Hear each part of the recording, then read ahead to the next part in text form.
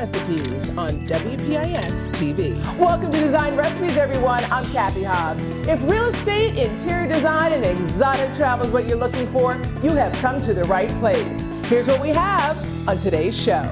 On this episode of Design Recipes, we're in Williamsburg, in which an entire building is for sale. Sandy Mae Cheng of Bracha, New York at Keller Williams NYC gives us the 411 on this prime investment opportunity.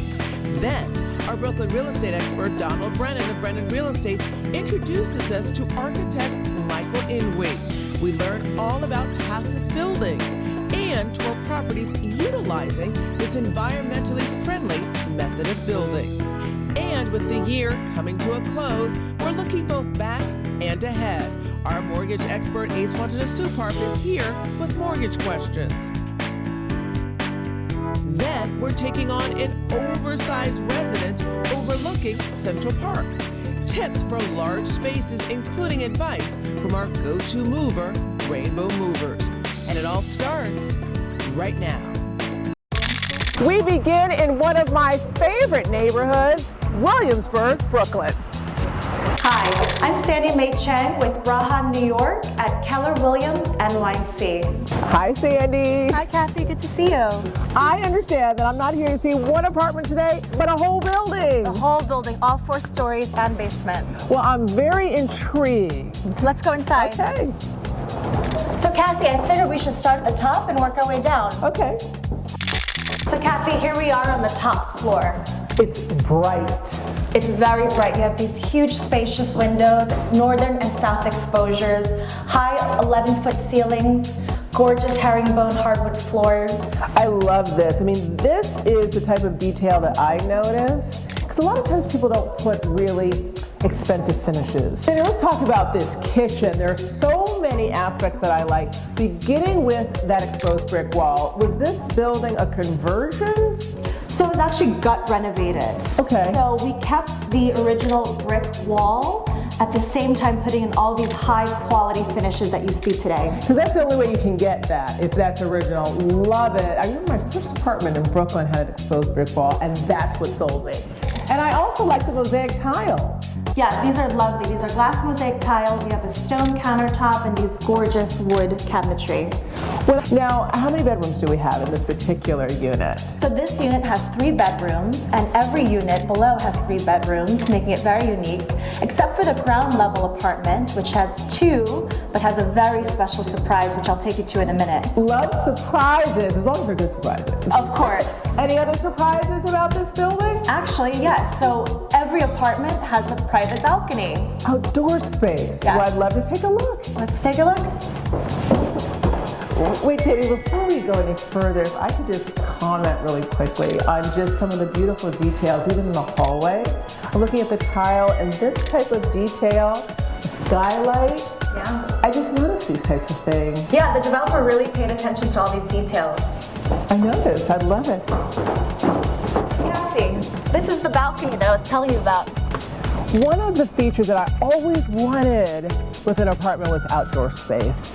Yeah, private outdoor space is really hard to come by, especially in New York. It really is, and this is enough for me to put perhaps 2 little chairs, a little bistro table, have coffee outside. I really like this feature. Yeah, it's really special. Oh, Sandy, this is a nice surprise. Yeah, very luxurious bathroom in these apartments. What I'm noticing, the soak-in tub rain shower head. So tell me about the stone. It's honed stone in a hexagon shape and these subway tiles, very classic New York. And I also am really digging this white oak cabinetry. I love the veining, just such a nice detail. Sandy, the bathroom that I just saw, is that same level of detail repeated throughout all the residences here? Yes, it is, and there's many other special features that are repeated as well. For example, this video and intercom surveillance. Is this like a video doorman? So it functions as security, more or less, for the entire building. We have cameras in the front and the back, and you can see all the guests who are coming in and out of the building. I like the security. I'm also noticing, is that a Nest? It is. You have a very good eye, Cathy. So this Nest home operating system allows you to automatically program the perfect atmosphere for your residents as soon as you walk in, all with a touch of a button. making this the perfect atmosphere for you. And speaking of atmosphere, one of the things that I'm noticing over here are all these beautiful recessed lights that a lot of developers don't spend the money on. Exactly. Usually you just see one sort of light fixture in the center. Really small light fixture in the center. Exactly. Here we have built-in recessed lighting as well as these custom built-in speakers. I was wondering if those are speakers. Now that's something that, I mean, you may not even want to spend the money to do yourself, but you're certainly going to use it and enjoy it. Exactly. Now, you had mentioned a surprise. I thought that this was enough of a surprise, but what do you have? It's right in the back, Kathy. Are you ready? I'm ready. Sandy, this is a nice surprise. Private? Private, only available for the ground floor apartment. We have these lovely pavers, and you can see this gorgeously designed wooden fencing. Maybe I'm mistaken, but are those heating and air conditioning units? Kathy, you are always right. It is, in fact, central AC and air for the entire building. Wow. Well, I've seen a lot. Anything else you want to show me before we head out to the streets of Williamsburg? Yes, actually, there's one more thing. It's in the lower level. Okay. Let's take a peek. All right. Kathy, this is the lower level. Great. Sandy, what is this space? Is this part of the 2-bedroom with the private patio?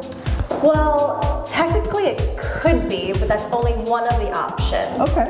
So this level actually has approved plans to be combined with the ground level for a duplex. Nice. With a private garden. Or you can make this a shared amenity space for the entire building. And we have a washer dryer hookup here. Very nice. I can see so many possibilities. I can absolutely see this as a duplex for that ground level residence with the private patio, as a beautiful common area, so many different options. But I also like about this building where we are is Williamsburg. I love Williamsburg. I love Williamsburg too. I'd love for you to show me your Williamsburg. Okay, let's do it. Well, this is cute. Yes, this is one of my favorite streets, Grand Street. Has all these restaurants, bars, vintage stores, everything you can imagine is right here. This is what I love about Williamsburg. Yes, it's very eclectic and so much to do. Sandy, I have seen a lot, learned a lot. Help me understand the entirety of the opportunity here. Sure, so the lot size itself is 20 by 80, and the building size is 20 by 42 and a half. And the whole building is for sale. You can't buy individual units. Well, after you buy it, it's an option for you to sell it off individually. But right now, the developer just wants to sell the entire building for sale. So you have to buy the entire building, not an individual condo. Correct. You would sum it up. This is a prime opportunity for who? It's the prime opportunity for anyone who wants to receive an income every month and have a good return on their money. Well, that sounds like me. I just wish I had the money. Sandy, thank you so much. Awesome. I really like the opportunity. Thank you so much for coming, Kathy. Oh, the possibilities. Imagine owning a building of your very own in what still remains one of Brooklyn's hottest neighborhoods. Coming up, we head to Manhattan, where we stage a 4-bedroom residence for the South. Up next. Welcome back to Design Recipes, everyone. I'm Cathy Hobbs, and this gorgeous property at 455 Central Park West. Today we're designing and staging for the sale, but this is no small task. We're taking on a 4-bedroom. So let's get started.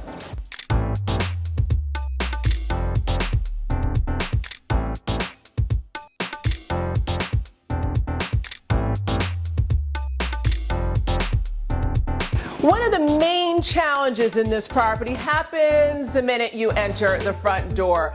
The foyer is actually so big that there's no real point of entry. So my design plan is to create one and make sure that there's a real entrance here in this grand property.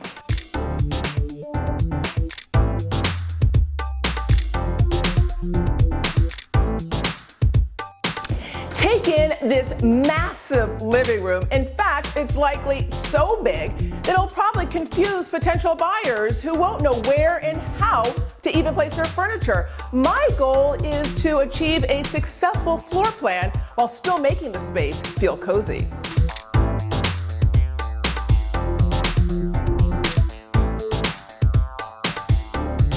Imagine a resident residence with a separate dining room? Well, we have one here.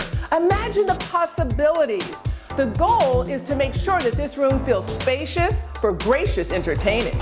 So here we are in the master bedroom. Take a look at this spectacular view. The main goal here is to make the space feel luxurious and elegant while making sure that we don't obstruct the view. So now let's talk about some of the small bedrooms. These days, people want to maximize their space and use their entire homes. I have some special plans for some of those smaller bedrooms, so you'll have to stay tuned.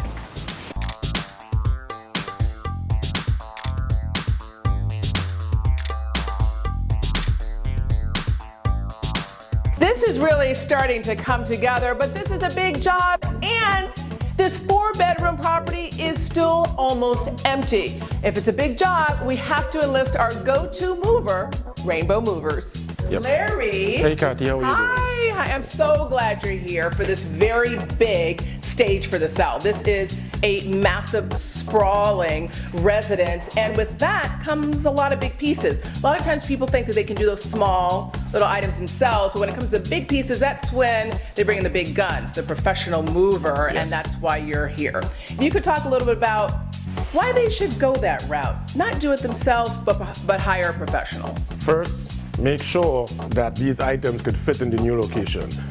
Elevators, the entrance doors, even the rooms that you're thinking about putting the items in, make sure the measurements, make sure it will fit there. That's great advice. So you're basically saying that you could have pieces of furniture in apartment A that don't even fit into apartment B just because you can't get in through the front door. Exactly.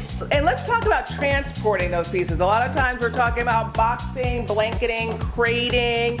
That's what you do. That's where the professional movers come in. That's where we come in. Because you have artwork, antique pieces that require crating.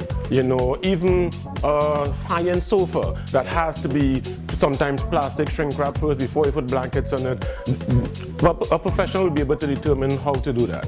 I remember one time I actually didn't hire a professional. I had someone come, and what they did was they actually came in the middle of the rain and they wanted to just throw a blanket on my items. You know what I did? I sent them home. Well, So that's probably what I should have done.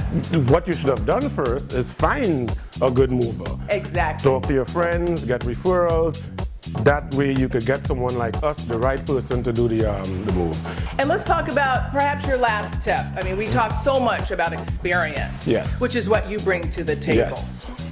The experience, well, in all our tips so far, we talk about experience. That is the paramount thing with moving any of your items, especially high-end items, your furniture. And to us, every item is high-end, no matter what price, because it's valuable to you. So we come with that experience and that professionalism to make sure it gets from point A to point B properly. Great advice. You respect someone's belongings regardless Yes. of whether it's large, small. It's expensive to them because Yes. it means something to them. Yes. Larry Patterson of Rainbow Movers, thank you so much. Thank you, Cathy. And I can't wait to see how it turns out. Thank you.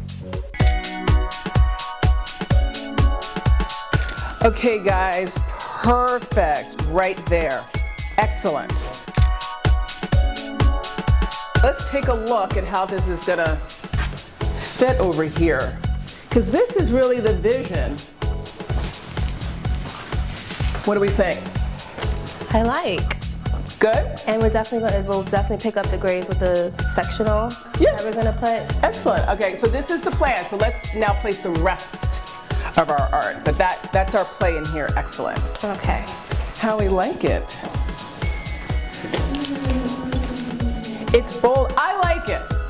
I like it. And we hit it like with tons of black. I like the gold. I like the gold. And I also think this room, believe it or not, I feel like it's really white. Yeah, it's right. It feels really stark, and I think that bringing in black will actually make it feel cozy and tone down some of that white. Yeah.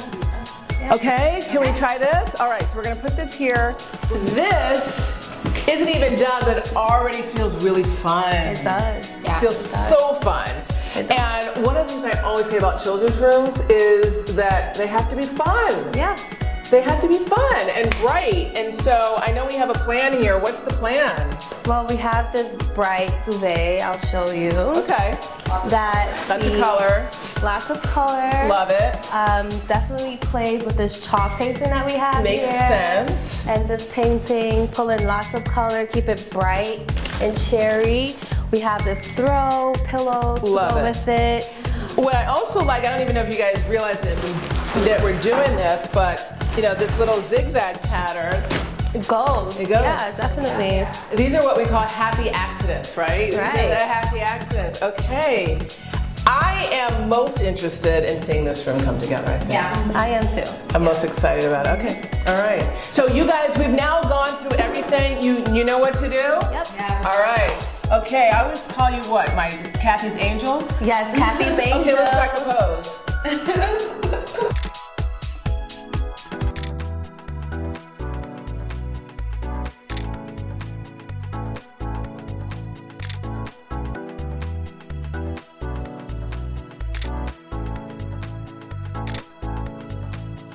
We're gonna need lots and lots of books here. Our big fashion books, our Valentino, Chanel, and Tom Ford. We brought all that. I love Tom Ford Where's Tom Ford? in the box. Tom Ford needs to come out of the box and come to this apartment. I love them in the Especially box. since Tom Ford is like bold, it's big, Right, it has and it's black black, accents. right, yeah. We need to bring Tom Ford out. Okay.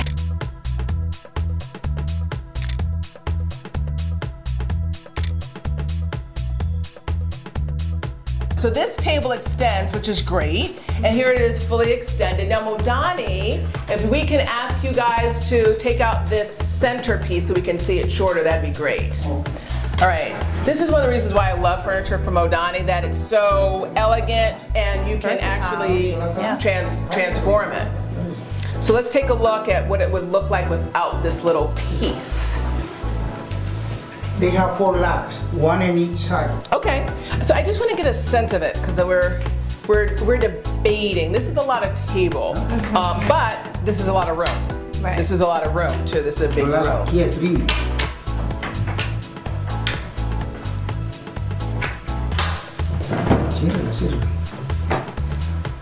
Nice. Oh, it's storage. Can be used for so many different things, and Love that. you know, from a standpoint, this is one of Modani's more popular dining tables, which is one of the reasons why we want to use it.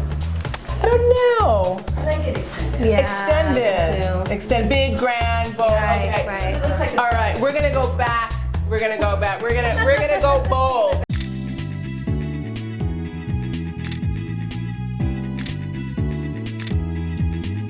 Let's put that in position.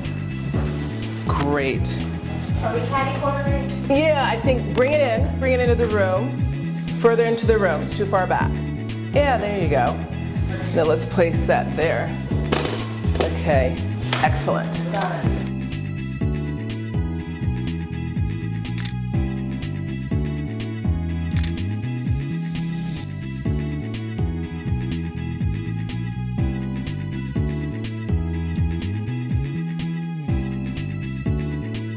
Our 4-bedroom residence is complete, gorgeous, and staged for the sale. Now let's take a look at the before and after.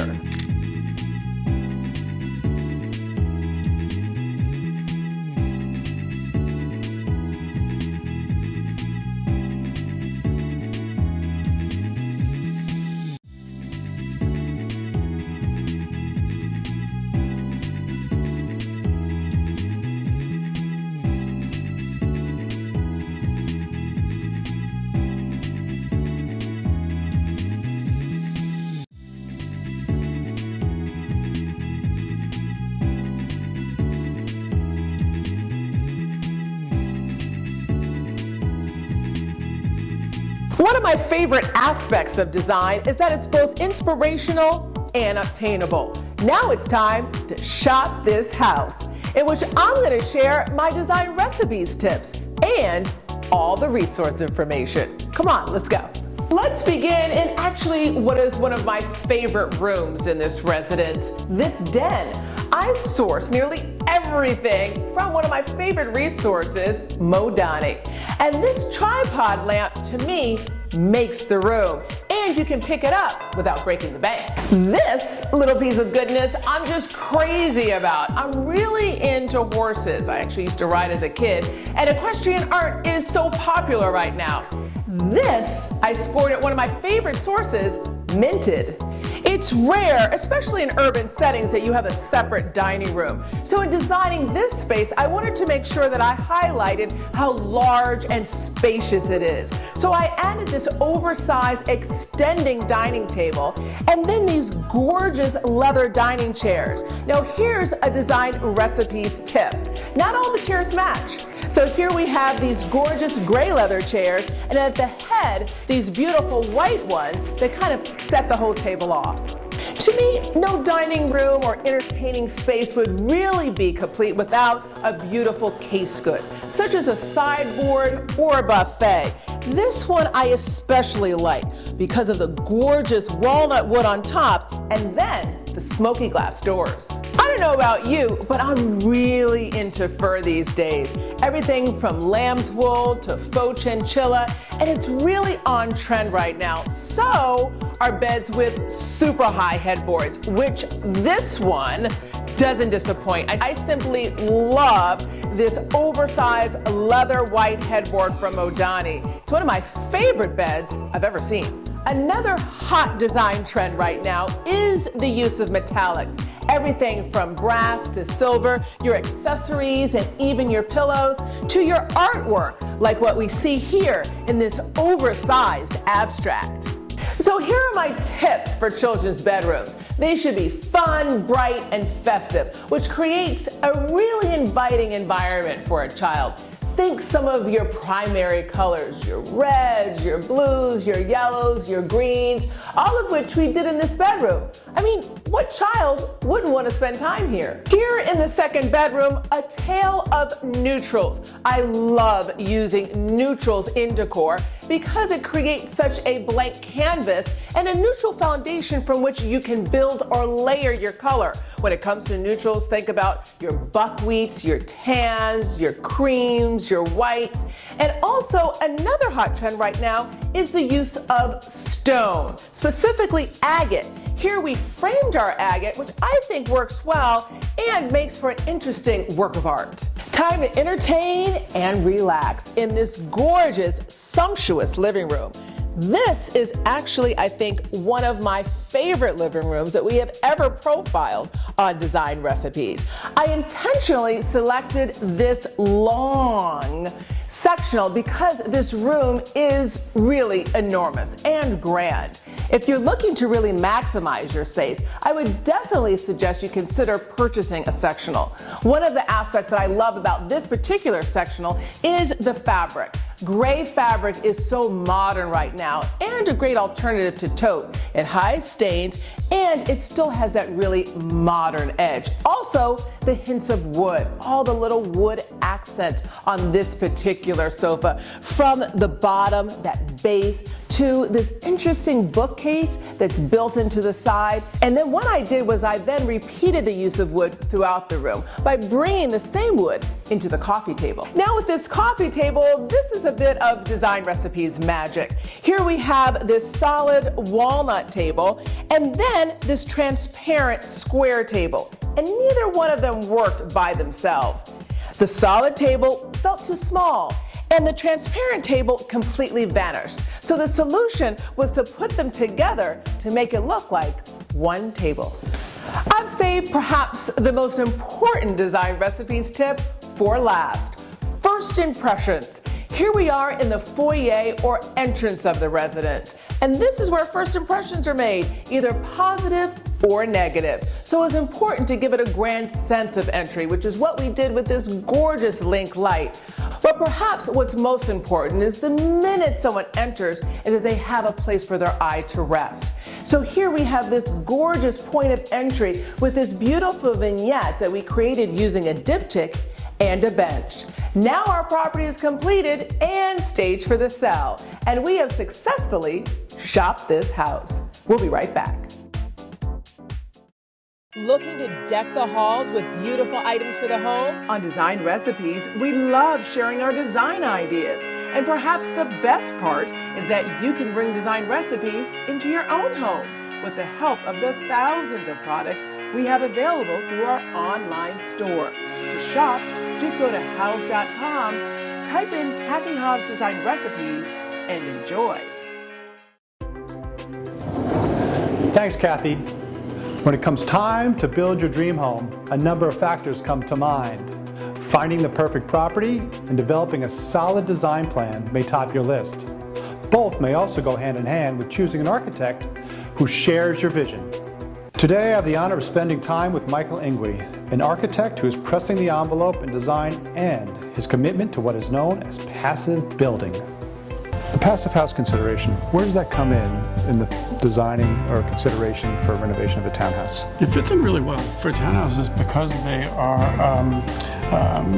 attached units. The shared walls help it to be successful, and for us, it actually frees up the design.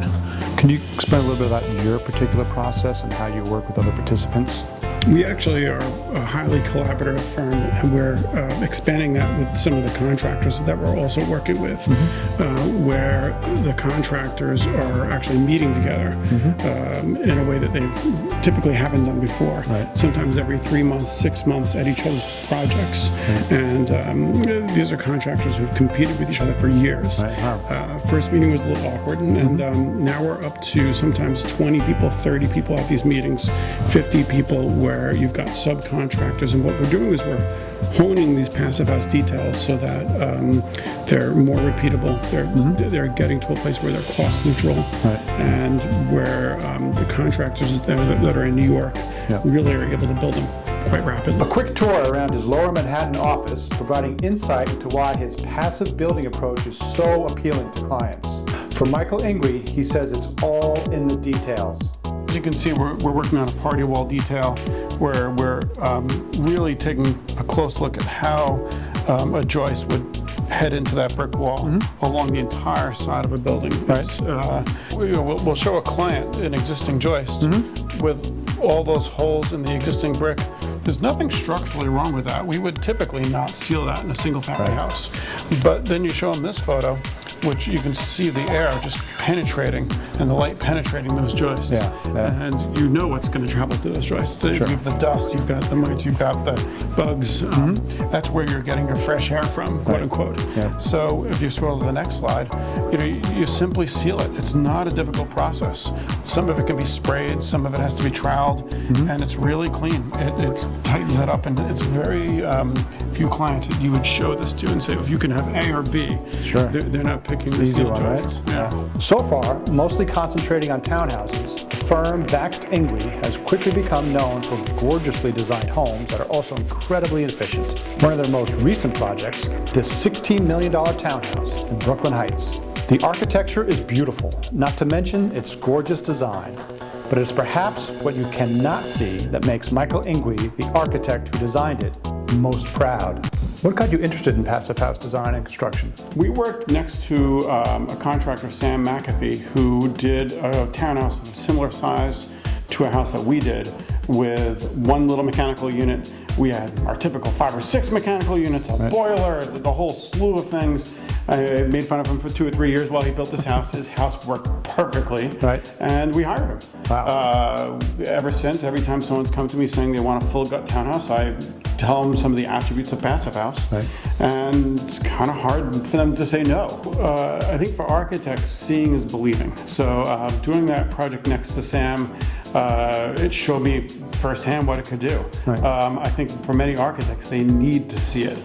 Even to this day, we open our houses during construction to show other architects how it's done, other contractors how it's done. It's actually quite simple.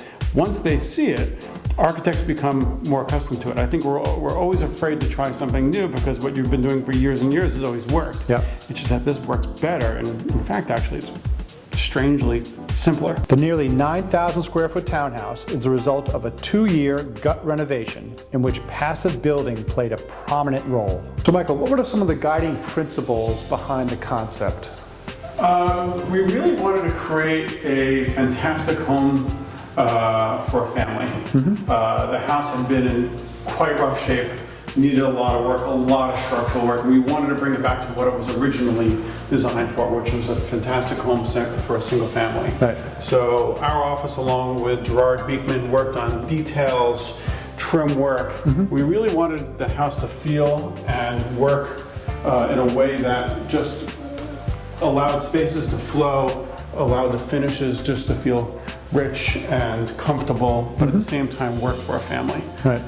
One of the fantastic things about Passive House is it allows you to do really fun things like have doors that are over 10 feet tall. I have no idea how heavy these doors are, but they operate incredibly smoothly and they disappear into a wall.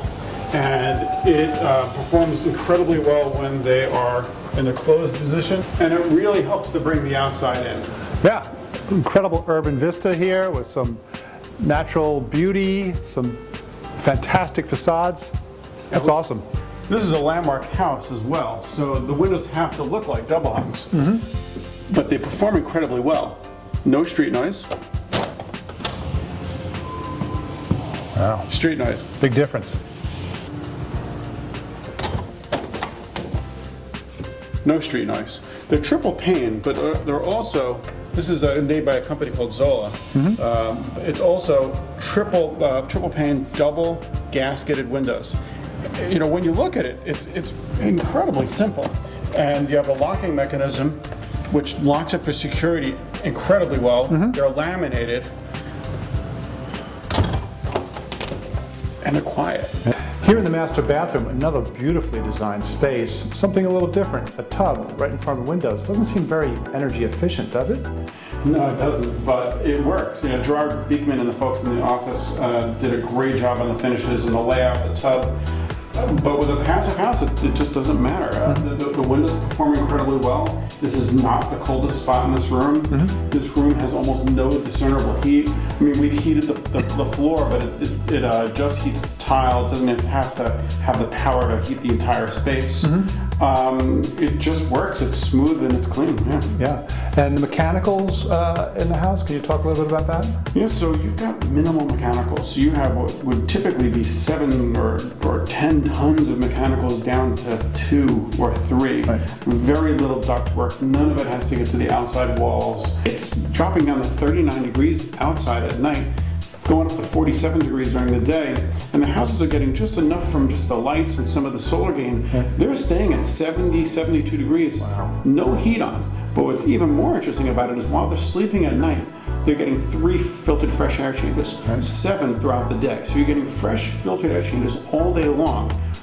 Your heat's not even going on until like December or January, if that. And buyers, are they picking up on these things? Do they find them important? What's your experience there? I think people are becoming more and more conscious of wanting to become energy efficient, but again, it's the amenity. Yeah. It's the fact that my heat doesn't have to work. It's less things to break. Sure, yeah. I have less mechanicals, 90% less mechanicals. Yeah. It means I get a roof deck instead of a roof full of mechanicals. Yeah. It means that I can have a bathroom like this without any ductwork or radiators.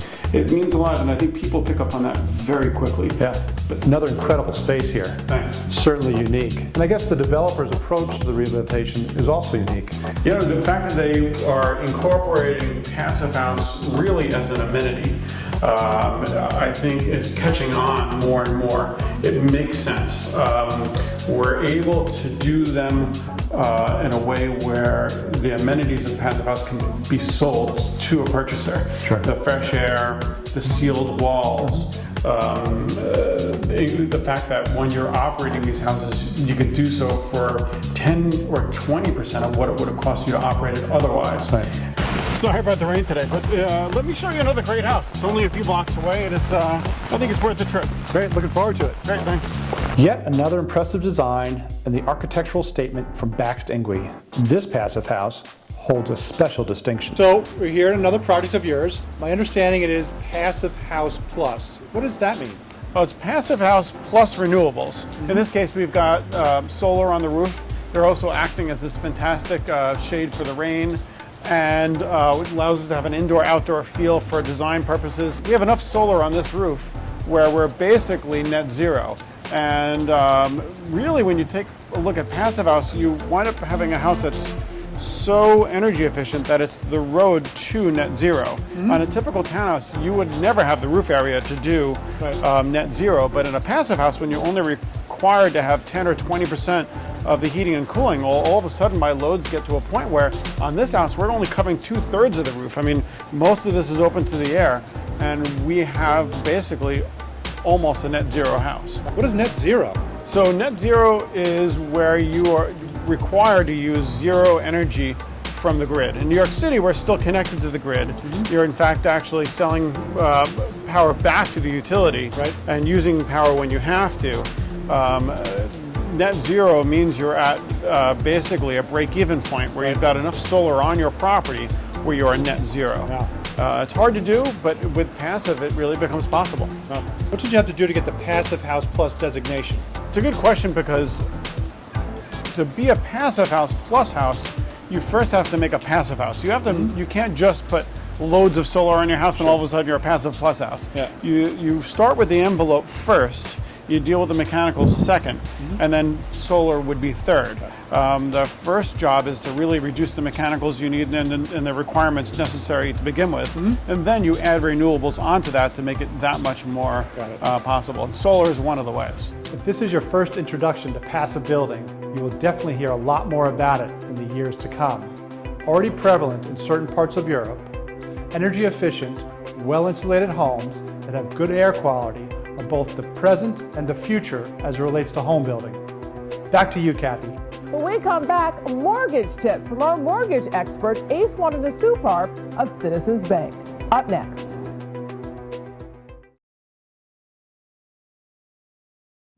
Now it's time for mortgage tips with our mortgage expert, Ace Watanasuparp of Citizens Bank. In a city like New York, it's hard enough to get around, let alone navigate the ins and outs of the real estate market, especially when it comes to buying, selling, and financing, which is why we turn to Citizens Bank and Ace Watanasuparp, Vice President, Regional Manager with the Home Mortgage Division. Hi, my name is Ace Watanasuparp, Vice President and Regional Manager with the Home Mortgage Division for Citizens Bank. Hi, my name is Kristen. I'm from New Jersey. What is the best way to prepare before I apply for a mortgage? That's a great question. There are a couple of steps every potential home buyer should take before applying for a mortgage, like checking your credit report to make sure there aren't any surprises and preparing a budget to get an idea of how much you may feel comfortable borrowing. But the best way to prepare for applying and even prepare for your new home search is to speak with a mortgage loan officer. Well, that does it for this episode of Design Recipes. I'm Interior Designer Cathy Hobbs. Remember, you can watch us live every Sunday at 9 a.m. on Facebook. Follow us on Instagram and Twitter, and watch us anytime at pix11.com/Design Recipes. See you next time.